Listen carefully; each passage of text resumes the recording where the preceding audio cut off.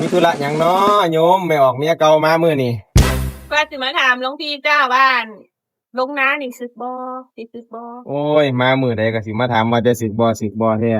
อาตมาก็บอกเป็น100รอบแล้วว่าอาตมาบ่สึกอาตมามาบวชแล้วเข้าสู่โลกาสาวพัดมันห่มมันเย็นแล้วอาตมาบ่สึกดอกไม่ออกเมียเก่าเอ้ยน้าน่ะเด็กบ่มีผู้เฮ็ดจังไดขายเลยบ่นะนั่นคันเมื่อยโยมก็ขายซะมันบ่มีผู้เฮ็ดดอกลูกเต้าเขาก็บ่เฮ็ดก็ขายก็เอาเงินมาไว้ใช้น้ำลูกน้ำเต้าเด้อโยมเอ้ยเอ้าเออ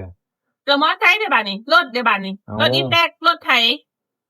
โอ้ยมันบ่มีผู้ขับซะบ่หรือจับ่งไดบ่มีคนขับอ๋อเลยคันมันบ่มีคนขับก็ขายซะเอาไปขายงัวก็ควายก็ได้บัดนี้แล้วดอกงัวควายมันบ่มีผู้เลี้ยงอีกติเออไผสิไปเลี้ยงอันไผสิรู้หาหยังปานนั้นอ๋อมันลำบากเนาะคือว่านั่นเนาะลูกเต้าก็บ่เฮ็ดเนาะอืก็ขายมให้มันหมดโลดอันใดหางัวโลดมานำกันนี่ให้ขายให้หมดเลยแม่นบ่จ้ะขายหมดโลดโยมเอ้ยบ่ต้องไปเสียดายอ๋ออืมอาตมาบ่สึกดอกบ่ได้ไปเฮ็ดนำดออ๋ก